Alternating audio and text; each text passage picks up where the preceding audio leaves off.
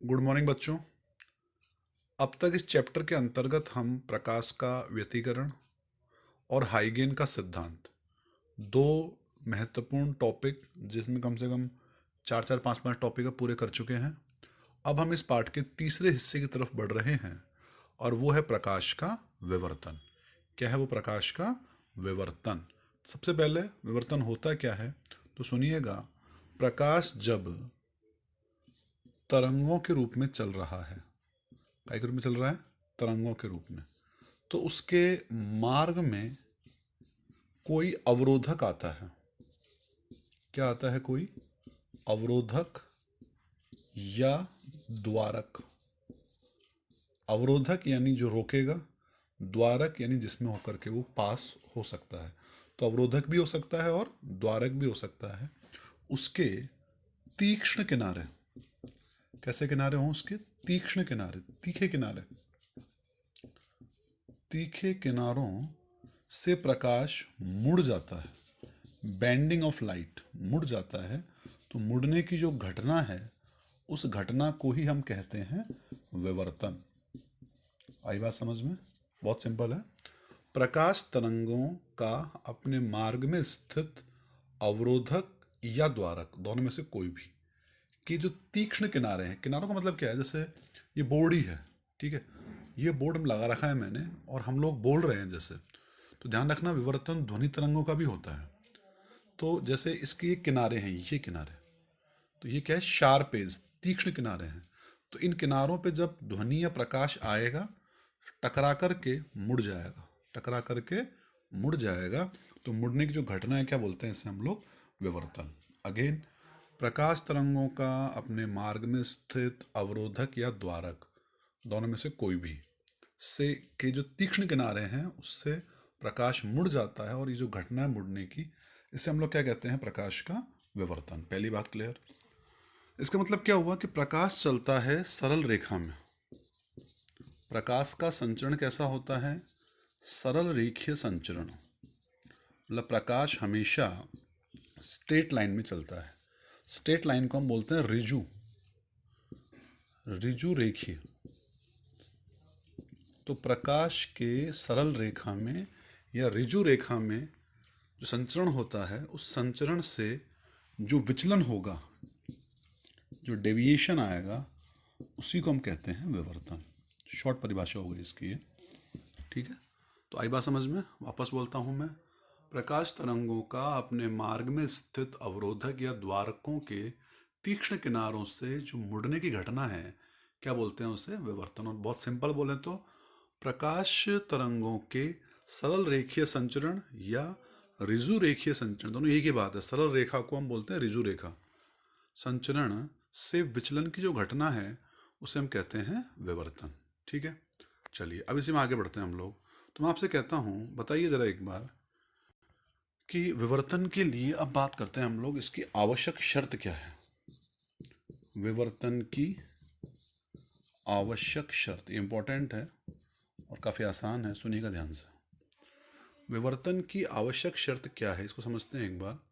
तो इसके लिए मैं कहता हूँ कि दो चीज़ें हैं। एक तो प्रकाश की तरंग दैर्ध्य लैम्बडा, और एक हमने कहा था किससे मुड़ रहा है प्रकाश? अवरोधक से मुड़ रहा है ना। तो एक होगा अवरोधक का आकार, उसको डिनोट करते हैं ए से। दो चीज़ें हैं, प्रकाश का तरंग दैर्ध्य लैम्बडा, अवरोधक का आकार ए, ठीक है। तो आवश्यक शर्त ये है कि विवर्तन कब होगा? विवर्तन तब होगा जब इस लैम्बडा, ये लैम्बडा इस अवरोधक के आकार की कोटि का हो। लैम्बडा अप्रॉक्सीमेटली इक्वल टू ए होगा, उस अवस्था में विवर्तन एकदम बढ़िया होगा। अगर लैम्बडा ए से छोटा होगा या लैम्बडा ए से बड़ा होगा तो विवर्तन बहुत मुश्किल से होगा। सबसे अच्छा विवर्तन कब होता है? जब लैम्बडा ए दोनों एक ही कोटि के होते हैं, दोनों लगभग बराबर होते हैं। ये कंडीशन आपको याद रखनी है। तो इस टॉपिक में अभी तक हमने क्या पढ़ लिया? डेफिनेशन पढ़ ली एक तो विवर्तन की हमने, और उसके बाद हमने क्या पढ़ लिया? उसके बाद हमने उसकी आवश्यक शर्त पढ़ ली। अब एक सवाल दिया हुआ है, क्वेश्चन दिया हुआ है कि क्या कारण है कि ध्वनि तरंगों का विवर्तन ध्वनि तरंगों का जो विवर्तन है वो तो कठिनाई से होता है, लेकिन प्रकाश तरंगों का विवर्तन, प्रकाश तरंगों का जो विवर्तन है वो काफ़ी आसानी से हो जाता है। क्वेश्चन के रूप में लिखा है मैंने इसको कि क्या कारण है कि ध्वनि की जो तरंगें हैं उनका विवर्तन तो कठिनाई से होता है, लेकिन प्रकाश तरंगों का जो विवर्तन है वो बहुत आसानी से हो जाता है। इसके लिए हम लोग विवर्तन की आवश्यक शर्त के आधार पर इसकी विवेचना हम लोग करेंगे। तो जरा सुनिएगा ध्यान से एक बार। देखो, ध्वनि तरंगों का जो विवर्तन है उसमें क्या होगा। देखो, ध्वनि तरंगों की वेवलेंथ लैम्बडा ये होती है 1 मीटर के आसपास। कितनी होती है? 1 मीटर के आसपास, 0.5 मीटर से 1 मीटर के आसपास। किसकी? ध्वनि तरंगों की। जबकि जो प्रकाश तरंगे हैं इनके लिए लैम्बडा की वैल्यू एंगस्ट्रॉम की कोटि की होती है। किस कोटि की होती है? एंगस्ट्रॉम की कोटि की होती है।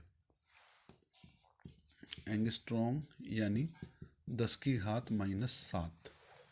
एंगस्ट्रॉम आप बोलेंगे 10⁻10 होता है, लेकिन वो 5000 एंगस्ट्रॉम का प्रकाश होता है, तो 5000 की 3 जीरो हो गई ना, तो 10⁻7 ही आएगा उसमें। ठीक है, तो एंगस्ट्रॉम कोटि की है किसकी? प्रकाश की।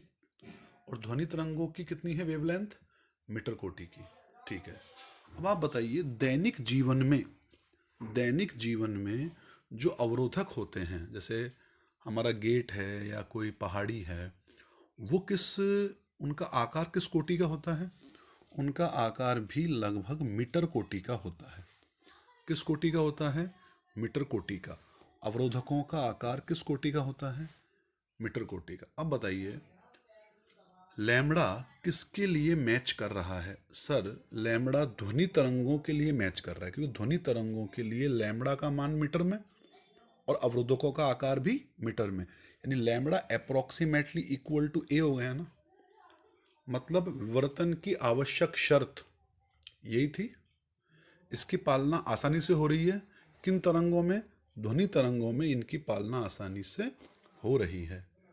प्रकाश तरंगों में क्या हो रहा है? प्रकाश तरंगों में लैम्बडा की वैल्यू एंगस्ट्रॉम कोटि की आ रही है, अवरोधकों का आकार मीटर कोटि में आ रहा है, तो लैम्बडा का मान ए की तुलना में काफ़ी कम हो रहा है। तो क्या लैम्बडा ए के अप्रोक्सीमेट आ रहा है क्या? बिल्कुल नहीं आ रहा। इसका मतलब विवर्तन की आवश्यक शर्त की पालना प्रकाश तरंगों में नहीं होती, ध्वनि तरंगों में होती है। इसलिए ध्वनि तरंगों का जो विवर्तन है वो आसानी से होता है, प्रकाश तरंगों का विवर्तन आसानी से तो नहीं होता है। ये हमारा एक सवाल कंप्लीट हो गया। तो 3 चीज़ें पूरी हो गई इसमें। पहली चीज़ बताइए क्या है? पहली चीज़ है प्रकाश का विवर्तन, दूसरी चीज़ है विवर्तन की आवश्यक शर्त, और तीसरी चीज़ है ध्वनि तरंगों का विवर्तन प्रकाश तरंगों की तुलना में आसानी से हो जाता है। इसकी स्पष्टीकरण हमने आसानी से दे दिया।